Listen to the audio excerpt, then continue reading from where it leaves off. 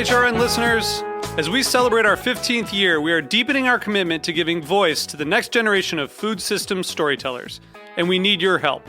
Our internship and fellowship programs help activate new possibilities for underrepresented and underestimated young people through experiential journalism, audio engineering, and production training. Through these unique programs, HRN helps food equity stewards build essential workforce readiness skills that expand their potential and foster economic mobility. Please consider supporting these critical programs. And with a minimum donation, you can be entered to win a dinner for two at an amazing restaurant in one of 8 cities and tickets to a concert at a great venue in one of those cities. We have incredible partners across the country who have donated, as they also share our passion for helping to educate the next generation of food systems storytellers. Check out heritageradionetwork.org/15 to donate and enter to win today. That's heritageradionetwork.org/15 to donate and enter to win today. And make sure you donate before March 31st. Thank you.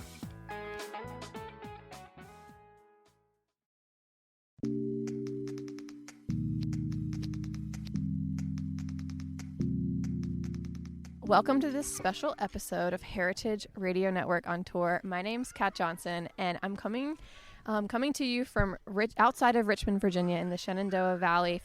We're at Autumn Olive Farms right now, and I'm going to let my 3 distinguished guests introduce themselves really quickly. I am Clay Trainum, co-owner with my wife at Autumn Olive Farms. I'm Ian Boden from the Shack Restaurant in Stanton, Virginia. And I'm John Kiers. I'm the owner of Ox-Eye Vineyards. And we took a bus here from Richmond, Virginia this morning, and the first thing we did when we arrived in the area was we did what we like to call a pig safari. Clay, can you describe a little bit about what we did and the things you told us on the bus as we drove in? Yeah, sure. We wanted to almost do a roadside tour because it was a large group of folks and it's muddy conditions, but we were able to really look into the woods and adjacent to the farm and see what we do, how we capture terroir, what that terroir looks like, the genetics that we have developed and what we work with. And then we're able to actually go to the second farm, which is very different, and show what we do in that different environment, and which includes cover crops, forages, and different types of conservation efforts beyond the hardwoods.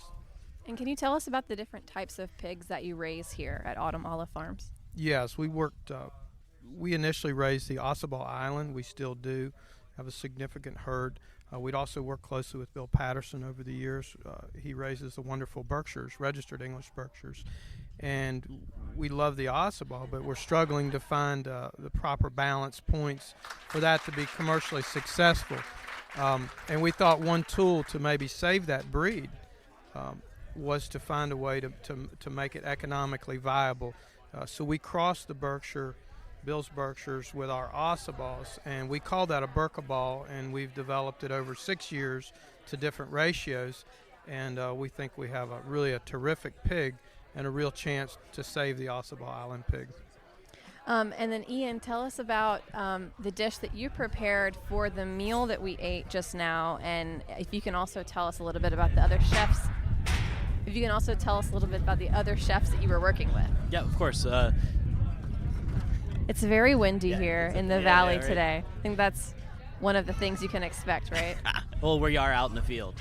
We're in a field under a tent. So we did a schmaltz light bread with a persimmon butter, and for us, it's very much what we do at the restaurant at the Shack. We're trying to meld what happens in the food from the Shenandoah Valley with my Jewish, Hungarian, Russian ancestry. So my wife is from the area, foothills of the Appalachian Mountains. Her grandmother is born and raised in this area as well. And so the Shack itself was kind of a way to honor the matriarch of my wife's family, who I never got to meet. So the light bread is the perfect example of what we do at the Shack. The other guys that I've known for years now is Joe Sparata from Heritage Restaurant and Lee Gregory from, I can't even say the name of the new restaurant. You can edit that, right? Yeah. It's Atwell? Is it Atwell? Atwell? Alewife. Alewife. Yeah, sorry. Cool. So, then Lee Gregory from Alewife. They also own Southbound Together, where I did a dinner last night. We've confirmed it's L-Y. I did a dinner with their partner and chef at Southbound last night. So yeah. Awesome. And a lot of the dishes incorporated the pork into them. All of them incorporated the pork. Oh, I'm sorry. I forgot Brian Holler, who has Reunion Baking in Stanton, Virginia as well, who's a super, super talented guy. He's very new to this kind of event, so this was fun for him. So from a chef perspective, I mean, you wouldn't think that you would be incorporating pork into, like, the bread course necessarily. Why not? Well, I guess that's my question. So light bread traditionally is made with lard, and so we make schmaltz out of everything, which, if you don't know, is basically